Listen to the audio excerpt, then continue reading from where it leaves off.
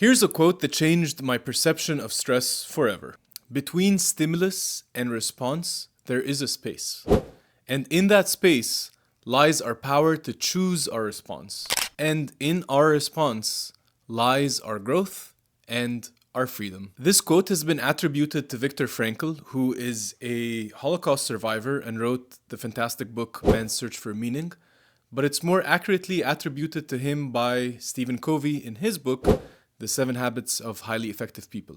Regardless of who said it, I think this quote really offers an eloquent summary of the latest neuroscience and has all the clues that we need to take control over our stress response system and stop it from impacting our relationships and destroying our bodies. So welcome back to another episode of the Human Recovery Lab. My name is Omar Shaker, and today's episode is going to be about the human stress response, how we can regain our power by accessing that space and recovering our freedom.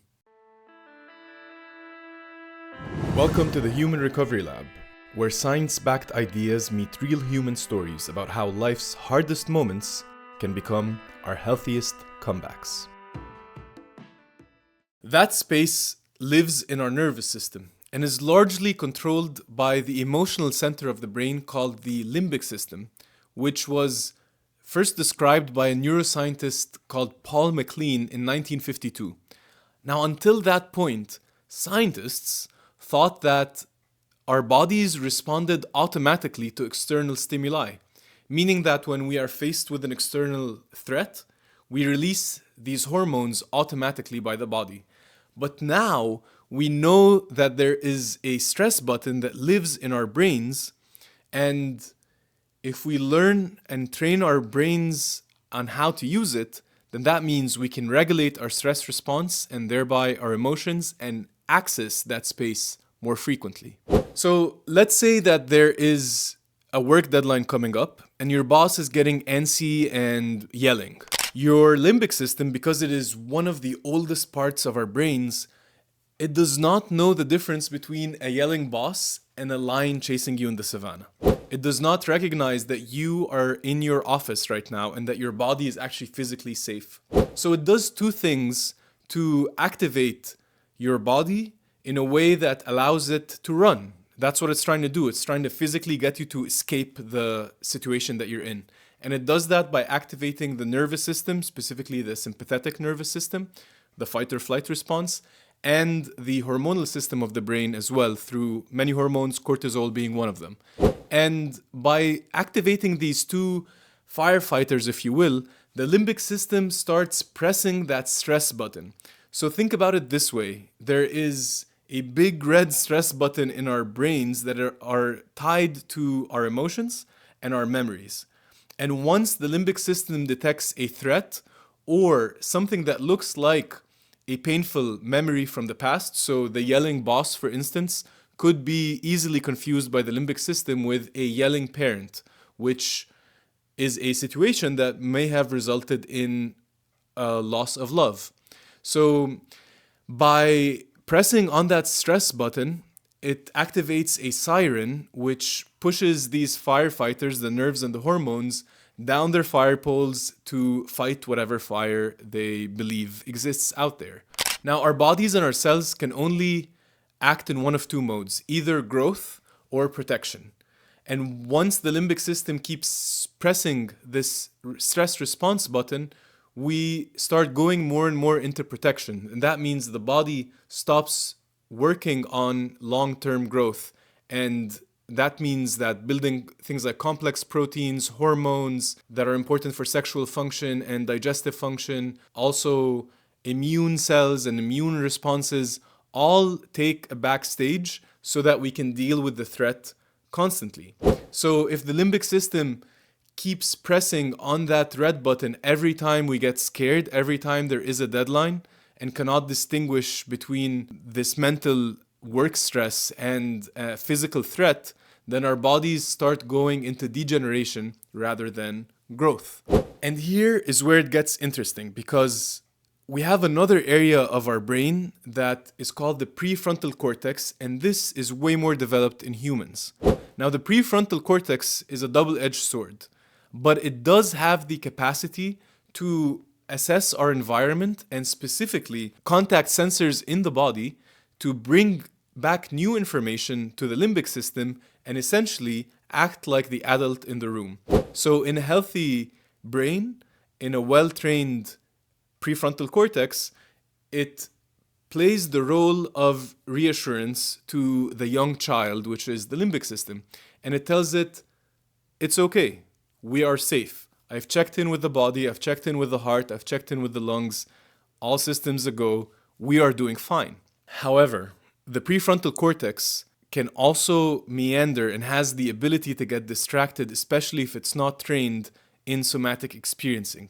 If it can't get information from these bodily functions, then instead it starts looking at the headlines, the news, social media, and starts creating bigger stories, reaffirming and exaggerating the limbic system's story. And so if it can't go all the way down to the body and back, which is what we call bottom-up reassurance or regulation, it starts short-circuiting the brain into loopy ruminations. And it may sound something like this: if I don't hit that upcoming deadline, my boss will probably fire me. And if I get laid off, I won't be able to pay the mortgage. And if I can't pay the mortgage, my family is going to be on the street. And if my family is on the street, my partner is going to leave me and I'm going to be alone. And I'm going to be poor and I'm going to not be able to get another job because my reputation will be ruined. That's how the prefrontal cortex can take that rudimentary emotional fear and take it to the next level. And as you can see, it's an endless loop of worry, which is in itself an addiction.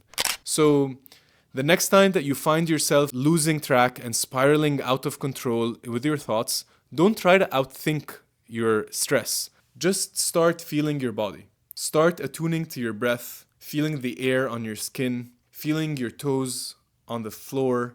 A teacher once taught me that meditation is when our bodies and our minds are doing the same thing.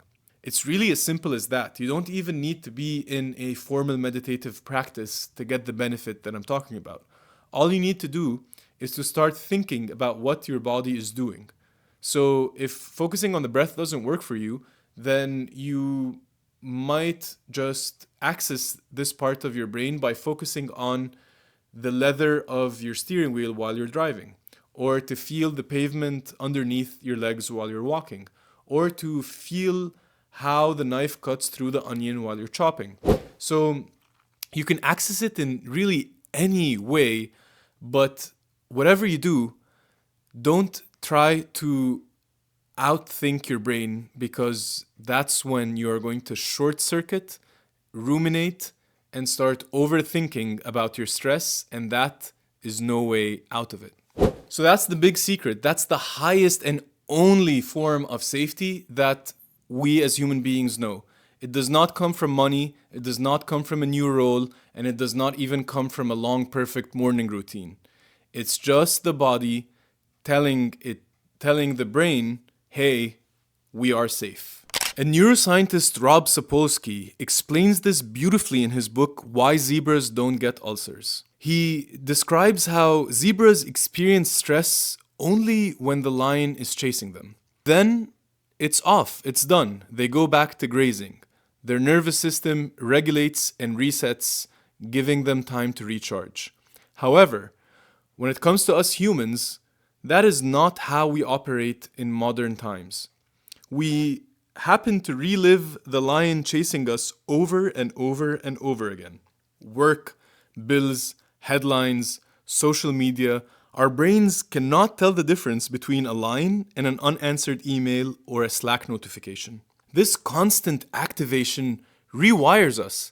Cortisol floods the system, inflammation rises, sleep becomes shallow, our immune system weakens, and over time, stress shows up as heart disease, anxiety, autoimmune flares, depression, burnout, and many other disorders. We were never meant to live in constant stress, but here is the good news. You can train your brain to come back to that space between stimulus and response. The tools are breath, touch, movement, stillness, somatic experiencing.